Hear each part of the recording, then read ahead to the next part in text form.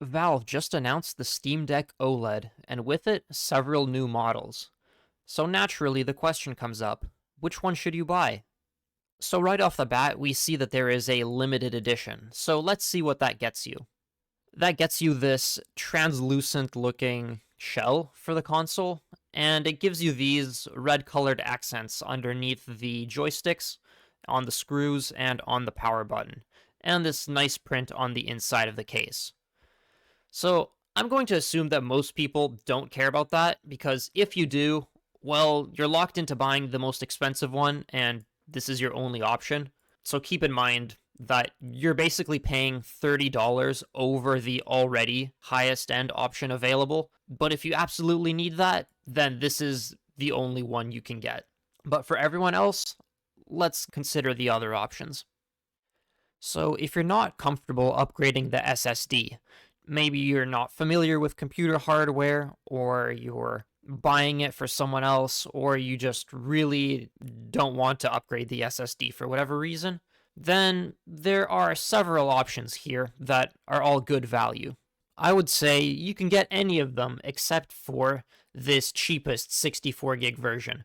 Because let's be honest, 64 gigs is not a lot of storage. The OS is going to take up some of that, and after all that, you're not going to end up with much space left for games. So in that case, I would say avoid the 64 gig, and at minimum, get this 256 gig, but probably one of the other ones if you can. So either these two OLED versions or this LCD version. However, if you are willing to upgrade the SSD, then this gets interesting because some of the deals get a lot better. So a quick buyer's guide for Steam Deck SSDs. What you'll want is a NVMe SSD in this 2230 form factor. You can see here that it looks kind of square and stubby. This is the form factor that the Steam Deck accepts. Do not get one of these longer drives. It will not fit in the Steam Deck. So let's take a look at the differences between the models available. First of all, I'm going to remove everything that has to do with software. So that's these Steam profile bundles, as well as these exclusive startup movies and the virtual keyboard theme. So SteamOS is very customizable, so I think there's really no need for this. And the Steam profile bundle, again, that's kind of an aesthetic thing. You're just showing off, and I think that's kind of pointless to pay extra for. So out of the LCD options, I would say that this one is absolutely the best value here.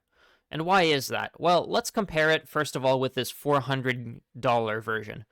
The main difference is you're getting 256 gigs of storage instead of 64, and you're paying an extra $50 for it. But why pay $50 when you can pay $19 or even $13? You can see here these are 256 gig drives, which is the same thing that this more expensive one comes with, but instead of paying $50, you're paying much less. So I think this one we can cross off right off the bat. Do not get this one if you're comfortable upgrading the SSD. Now the question is, which one of these two is better? And of the LCD versions, I would say the $350 version is the better value here. Because, again, you're getting a much better value with the storage. So you're paying $100 more, and really the only benefit that you get over installing an aftermarket SSD is this anti-glare glass. So if you get, let's say, one of these drives, this one looks okay, a 1 terabyte drive for, let's call this $80. And we can see there are cheaper ones for as low as $60. But keep in mind, Black Friday is coming up, so these drives could easily go to $50, and that'll get you a much better deal. If you were to buy this base model with that drive, then you'd be saving $20 over this $450 price, and instead of 512 gigs of storage, you'll be getting 1 terabyte, because this is a 1 terabyte drive. And so then the question is it worth it to pay an extra $20 and lose half of your storage in exchange for this anti-glare glass? And I think the answer is no. Particularly because if you want a better screen, then you should just get the OLED versions. They are more expensive, but I think the difference in visual quality between the OLED screen and the LCD screen with the anti-glare glass you're better off just going for the OLED.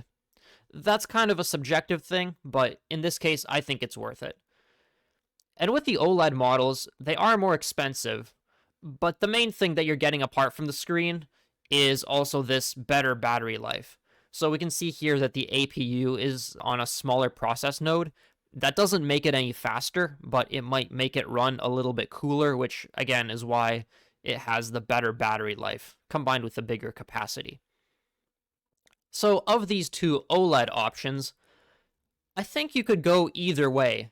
With the cheaper one, you're certainly getting a much better value when it comes to the storage.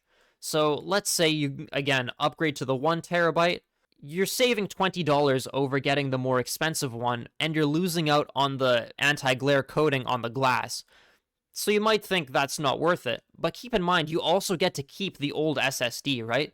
If you put in the new 1 terabyte SSD, you take the old one out.